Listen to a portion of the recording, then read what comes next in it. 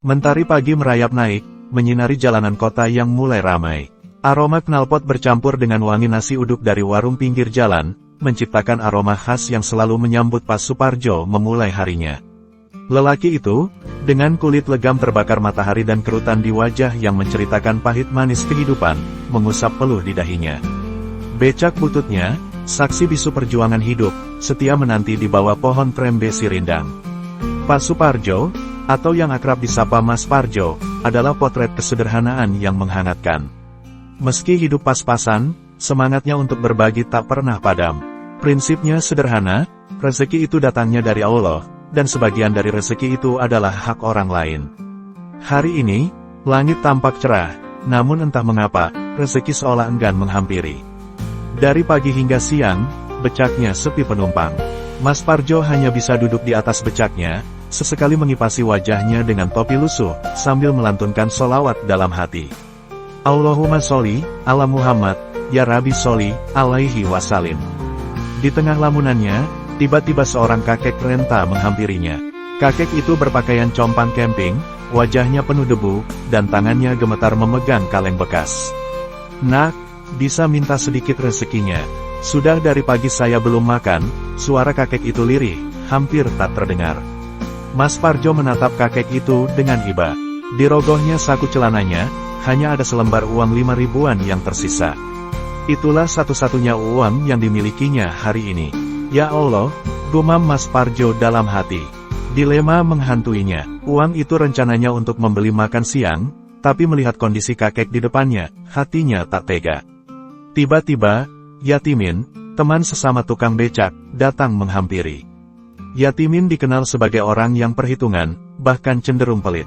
Mas Parjo, mau ngapain?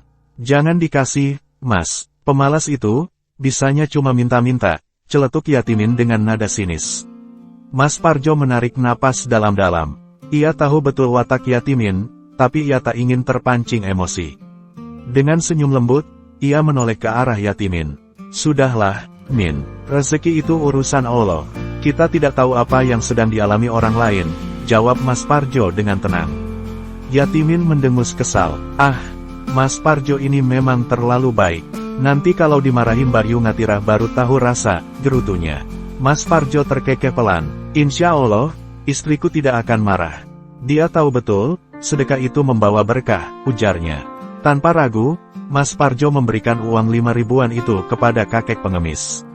Ini, Pak, buat Bapak sarapan. Maaf, cuma ini yang saya punya, ucapnya tulus. Kakek itu menerima uang dari Mas Parjo dengan mata berkaca-kaca. Terima kasih, Nak. Semoga Allah membalas kebaikanmu, doanya dengan suara bergetar. Mas Parjo tersenyum. Sama-sama, Pak, semoga Bapak selalu diberi kesehatan, balasnya. Yatimin menggeleng-gelengkan kepala melihat aksi Mas Parjo. Dasar Mas Parjo, uang segitu malah dikasih ke pengemis. Benar-benar nggak mikir, gumamnya. Mas Parjo tak menghiraukan omelan Yatimin. Ia merasa hatinya tenang dan damai setelah bersedekah. Ia percaya, Allah akan mengganti rezeki yang telah ia berikan dengan yang lebih baik. Sudah, Min, jangan ngomel terus. Lebih baik kita cari penumpang. Siapa tahu, hari ini rezeki kita ada di jalan, ajak Mas Parjo sambil menepuk pundak Yatimin. Yatimin masih terlihat kesal, tapi ia tetap mengikuti ajakan Mas Parjo. Mereka berdua kemudian mengayuh becak masing-masing, menyusuri jalanan kota yang semakin ramai. Ayo, Min, semangat.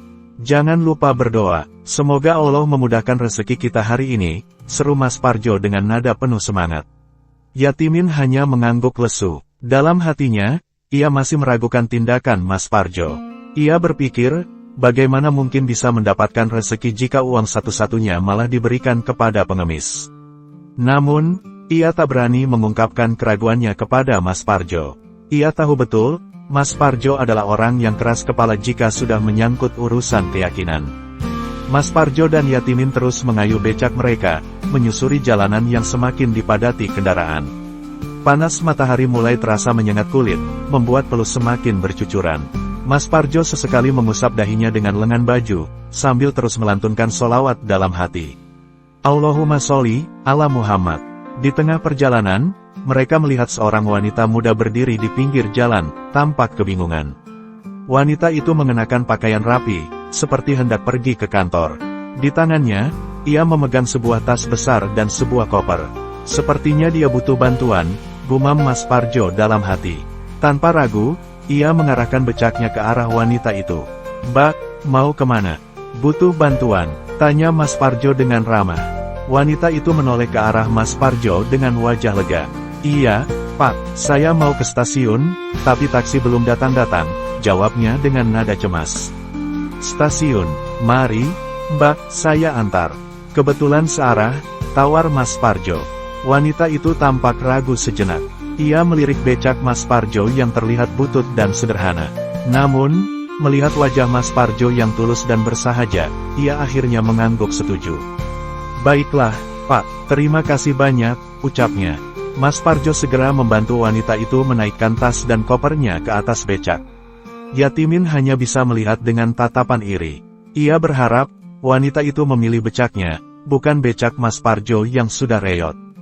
"Hati-hati ya, Mbak, bismillah, semoga selamat sampai tujuan," ujar Mas Parjo sambil mulai mengayuh becaknya. Perjalanan menuju stasiun cukup jauh dan melelahkan. Mas Parjo harus mengayuh becaknya dengan sekuat tenaga, menembus kemacetan lalu lintas. Sesekali, ia berhenti untuk mengatur napas dan mengusap peluhnya. "Maaf ya, Mbak, becak saya jalannya agak lambat," ucap Mas Parjo dengan nada menyesal. Wanita itu tersenyum. "Tidak apa-apa, Pak, yang penting saya bisa sampai stasiun tepat waktu," jawabnya. Selama perjalanan, Mas Parjo dan wanita itu terlibat dalam percakapan ringan. Wanita itu bercerita tentang pekerjaannya sebagai seorang guru, dan Mas Parjo bercerita tentang kehidupannya sebagai seorang tukang becak. "Saya salut sama Bapak, meski hidupnya susah, tapi tetap semangat dan selalu bersyukur," puji wanita itu. Mas Parjo tersenyum. "Hidup ini memang penuh cobaan, Mbak. Tapi kita harus tetap semangat dan bersyukur. Insya Allah, Allah akan selalu memberikan jalan keluar," jawabnya. Setelah beberapa waktu, mereka akhirnya tiba di stasiun. Wanita itu merasa sangat lega dan berterima kasih kepada Mas Parjo. "Alhamdulillah, akhirnya sampai juga. Terima kasih banyak ya, Pak. Bapak sudah sangat membantu saya," ucapnya. Mas Parjo tersenyum. "Sama-sama, Mbak, semoga selamat sampai tujuan," balasnya. Wanita itu kemudian membayar ongkos becak kepada Mas Parjo. Ia memberikan selembar uang 100 ribuan. "Ini ongkosnya, Pak. Maaf, saya tidak punya uang kecil," ujarnya. Mas Parjo menerima uang itu dengan bingung. Ia tidak punya uang kembalian sebanyak itu. "Maaf, Mbak, saya tidak punya kembalian," ucap Mas Parjo dengan nada menyesal. Wanita itu tersenyum.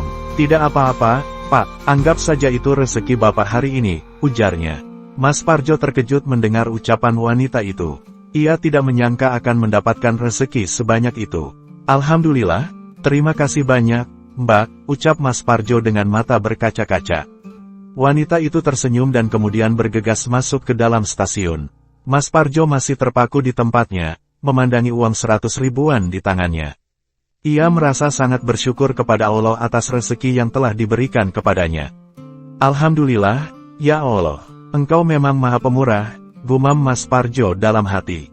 Yatimin yang melihat kejadian itu dari kejauhan, merasa sangat iri dan kesal. Ia tidak menyangka, Mas Parjo bisa mendapatkan rezeki sebanyak itu hanya dengan mengantar seorang penumpang. "Dasar Mas Parjo, memang lagi hoki saja," gerutunya dalam hati. Mas Parjo kemudian menghampiri Yatimin dengan wajah berseri-seri. Ia ingin berbagi kebahagiaan dengan temannya itu. "Min, alhamdulillah, hari ini aku dapat rezeki banyak," ucap Mas Parjo dengan nada gembira. Yatimin hanya membalas dengan tatapan sinis.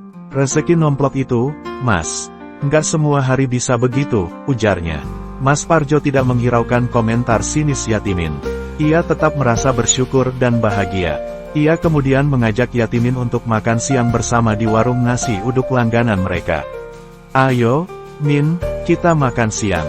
Aku traktir," ajak Mas Parjo. Yatimin tidak menolak ajakan Mas Parjo. Ia merasa lapar dan ingin menikmati makanan enak secara gratis.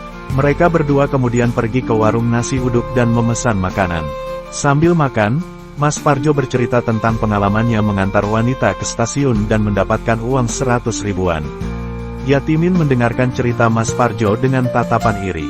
Ia masih tidak percaya, Mas Parjo bisa mendapatkan rezeki sebanyak itu dengan cara yang mudah. Setelah selesai makan, Mas Parjo membayar makanan mereka berdua. Ia kemudian memberikan sebagian uangnya kepada Yatimin. "Ini, Min, buat kamu. Semoga bermanfaat," ucap Mas Parjo sambil memberikan beberapa lembar uang kepada Yatimin. Yatimin terkejut menerima uang dari Mas Parjo. Ia tidak menyangka, Mas Parjo akan berbagi rezeki dengannya. "Mas, ini terlalu banyak," ucap Yatimin dengan nada sungkan. "Sudahlah, Min, terima saja. Rezeki itu harus dibagi. Insya Allah, dengan berbagi, rezeki kita akan semakin bertambah," jawab Mas Parjo dengan senyum tulus. Yatimin akhirnya menerima uang dari Mas Parjo dengan perasaan haru. Ia merasa malu karena selama ini selalu bersikap sinis dan iri kepada Mas Parjo. "Terima kasih, Mas Parjo. Kamu memang orang yang baik," ucap Yatimin dengan tulus. Mas Parjo tersenyum. "Sama-sama, Min. Kita ini kan saudara. Harus saling membantu dan berbagi," balasnya.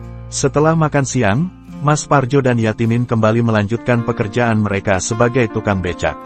Mas Parjo merasa semakin semangat dan bersyukur setelah mendapatkan rezeki yang tak terduga. Ia percaya, Allah akan selalu memberikan rezeki kepada orang-orang yang beriman dan bertakwa. Di sepanjang sore, Mas Parjo terus mengayuh becaknya, mengantarkan penumpang ke berbagai tujuan. Ia selalu bersikap ramah dan sopan kepada setiap penumpang, dan selalu berusaha memberikan pelayanan yang terbaik. Menjelang malam, Mas Parjo merasa sangat lelah dan ingin segera pulang ke rumah. Ia sudah tidak sabar ingin bertemu dengan istri dan anak-anaknya. Saat sedang beristirahat di bawah pohon trembesi, tiba-tiba seorang pria berpakaian mewah menghampirinya. Pria itu tampak kebingungan dan mencari sesuatu. "Maaf, Pak, bisa bantu saya? Saya sedang mencari alamat ini," ucap pria itu sambil menunjukkan selembar kertas kepada Mas Parjo. Mas Parjo menerima kertas itu dan membaca alamat yang tertera di sana. Ia tahu betul alamat itu, karena berada tidak jauh dari rumahnya. "Oh, alamat ini. Kebetulan saya tahu tempatnya. Mari, Pak, saya antar," tawar Mas Parjo. Pria itu tampak senang mendengar tawaran Mas Parjo. "Benarkah? Terima kasih banyak, Pak. Saya sudah mencari alamat ini dari tadi, tapi tidak ketemu-ketemu," ucapnya. Mas Parjo segera menyiapkan becaknya dan mempersilakan pria itu untuk naik. Pria itu kemudian naik ke atas becak, dan Mas Parjo mulai mengayuh becaknya menuju alamat yang dituju. Selama perjalanan, Mas Parjo dan pria itu terlibat dalam percakapan. Pria itu bercerita bahwa ia adalah seorang pengusaha sukses dari Jakarta, dan sedang mencari rumah untuk berinvestasi di kota ini. "Saya dengar, kota ini sedang berkembang pesat. Jadi, saya ingin berinvestasi di sini," ucap pria itu. Mas Parjo mengangguk-angguk mengerti. Ia senang mendengar bahwa kota tempat tinggalnya sedang berkembang.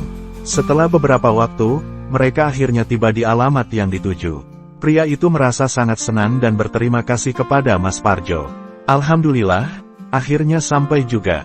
Terima kasih banyak ya, Pak. Bapak sudah sangat membantu saya," ucapnya. Mas Parjo tersenyum. "Sama-sama, Pak. Semoga sukses dengan investasinya," balasnya. Pria itu kemudian membayar ongkos becak kepada Mas Parjo. Ia memberikan beberapa lembar uang ratusan ribu. "Ini ongkosnya, Pak. Sekalian tips buat Bapak," ujarnya. Mas Parjo terkejut menerima uang sebanyak itu. Ia tidak pernah mendapatkan ongkos dan tips sebanyak ini sebelumnya.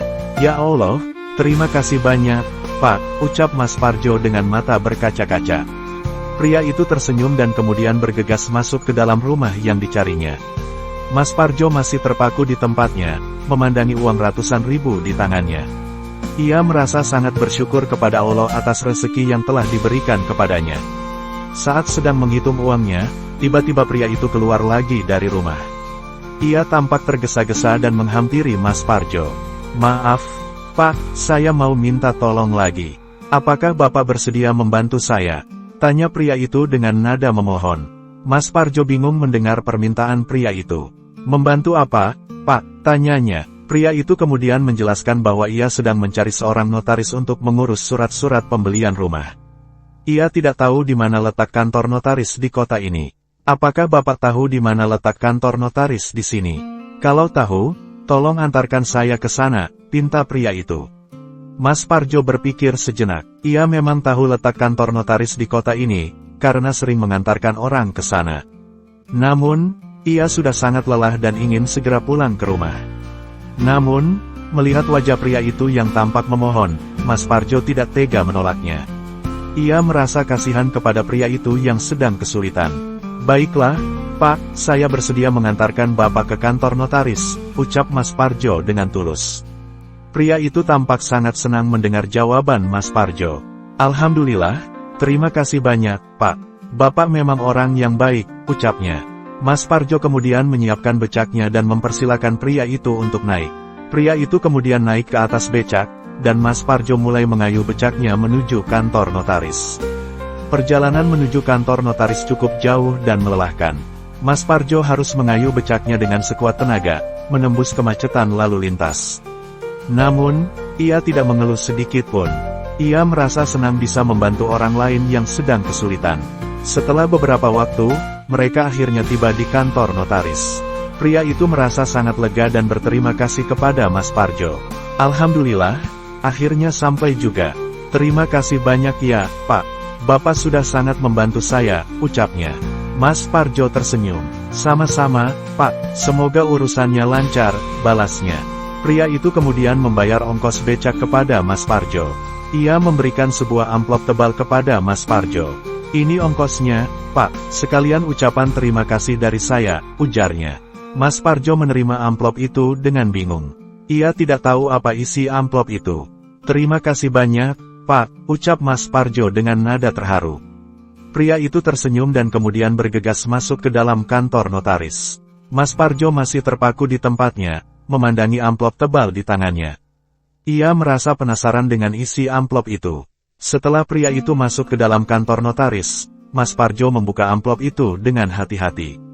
Ia terkejut melihat isi amplop itu adalah beberapa lembar cek dengan nilai total 1 miliar rupiah. "Ya Allahu Akbar," Mas Parjo berteriak kaget. Ia tidak percaya dengan apa yang dilihatnya. Ia merasa seperti sedang bermimpi.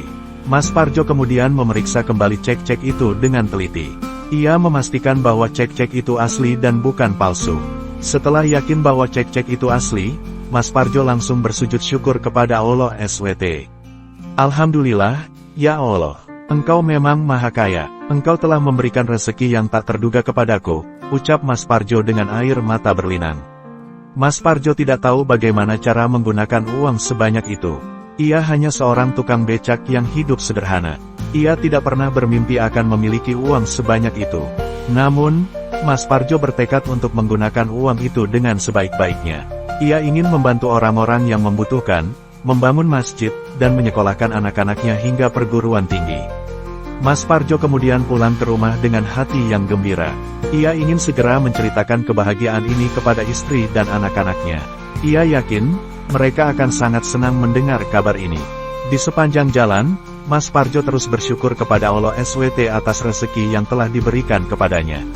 Ia berjanji akan selalu menjadi orang yang rendah hati, dermawan, dan selalu membantu orang lain. Ia percaya, dengan bersyukur dan berbagi, rezeki yang diberikan Allah akan semakin bertambah. Saat tiba di rumah, Mas Parjo langsung disambut oleh istri dan anak-anaknya dengan senyum ceria. Mereka sudah tidak sabar ingin mendengar cerita dari Mas Parjo tentang pekerjaannya hari ini.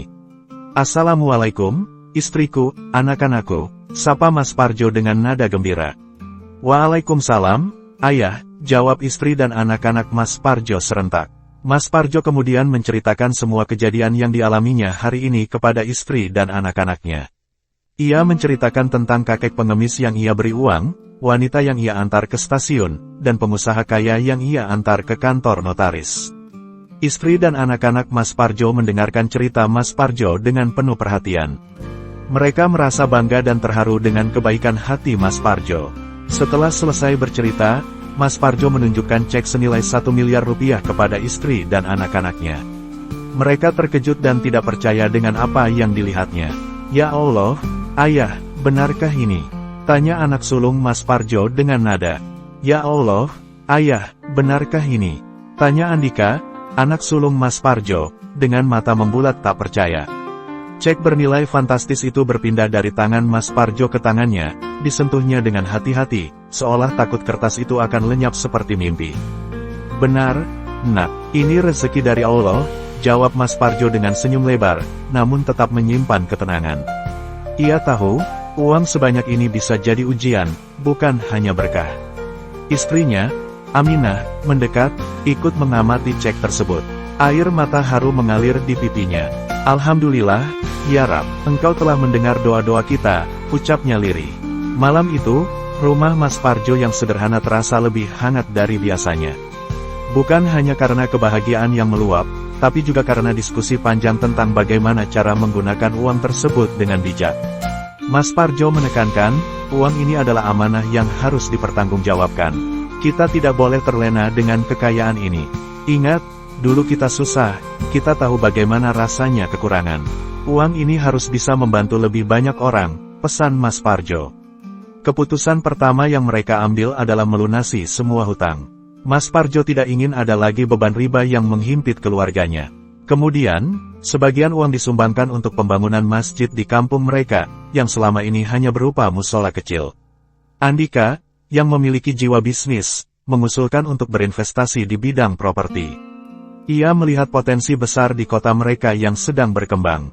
Mas Parjo awalnya ragu, namun setelah Andika menjelaskan dengan rinci dan meyakinkan, ia pun setuju. "Tapi ingat, Nak, investasi ini harus halal dan tidak merugikan orang lain. Jangan sampai kita mencari keuntungan dengan cara yang haram," pesan Mas Parjo. Dengan bimbingan Andika, Mas Parjo mulai membeli lahan-lahan strategis di sekitar kota. Ia tidak tergiur dengan keuntungan cepat, tapi lebih memilih investasi jangka panjang yang berkelanjutan. Perlahan tapi pasti, Mas Parjo menjelma menjadi seorang juragan tanah yang disegani. Namun, kekayaan tidak mengubah Mas Parjo dan keluarganya. Mereka tetap hidup sederhana, tidak bermewah-mewahan. Rumah mereka yang dulu kecil dan sederhana, kini memang sudah direnovasi menjadi lebih layak, namun tetap mempertahankan kesederhanaannya. Tidak ada perabotan mewah atau hiasan berlebihan. Setiap hari Jumat, Mas Parjo selalu menyempatkan diri untuk membagikan nasi bungkus kepada para tukang becak, pengemis, dan orang-orang yang membutuhkan di sekitar pasar. Ia tidak pernah lupa dari mana ia berasal. "Dulu saya juga seperti mereka. Saya tahu bagaimana rasanya lapar dan tidak punya uang. Sekarang Allah sudah memberikan rezeki lebih, sudah sepantasnya saya berbagi," ujar Mas Parjo dengan tulus. Aminah pun aktif dalam kegiatan sosial di kampungnya. Ia mendirikan sebuah yayasan yang bergerak di bidang pendidikan dan kesehatan. Yayasan tersebut memberikan beasiswa kepada anak-anak yatim dan piatu, serta memberikan bantuan pengobatan gratis kepada warga yang kurang mampu. Andika, selain mengurus bisnis properti keluarga, juga aktif dalam kegiatan dakwah. Ia sering memberikan ceramah di masjid-masjid dan mengajak anak-anak muda untuk berbuat kebaikan. Ia ingin menunjukkan bahwa kekayaan bukanlah halangan untuk menjadi seorang muslim yang taat.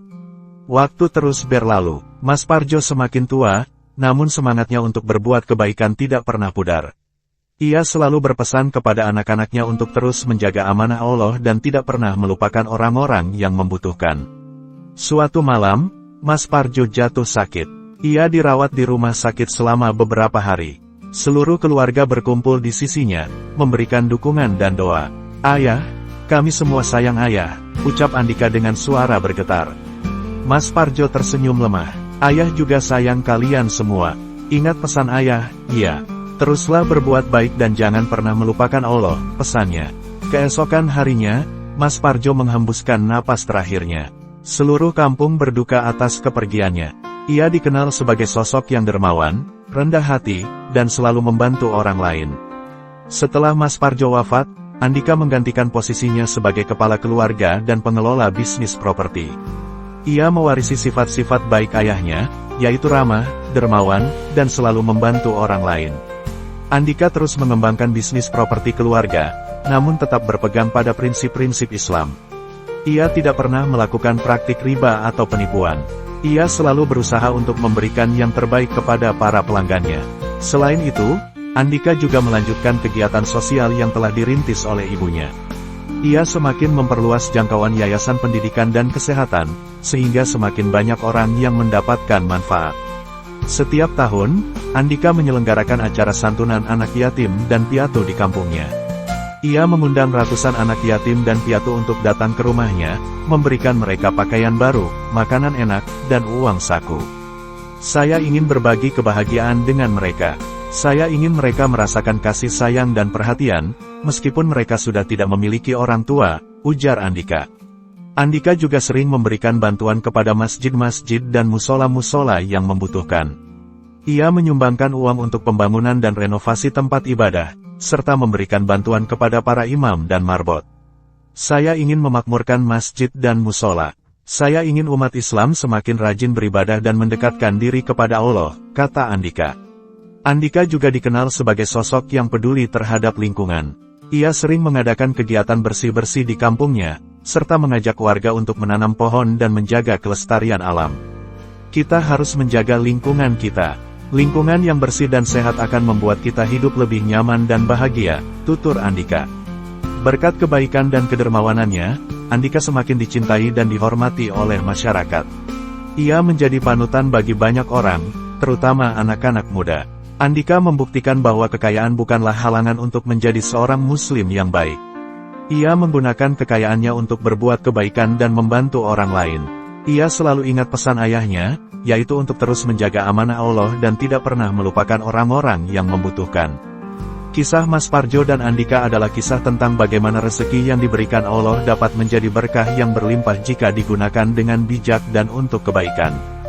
Kisah ini mengajarkan kita untuk selalu bersyukur atas nikmat Allah, berbagi dengan sesama, dan tidak pernah melupakan orang-orang yang membutuhkan.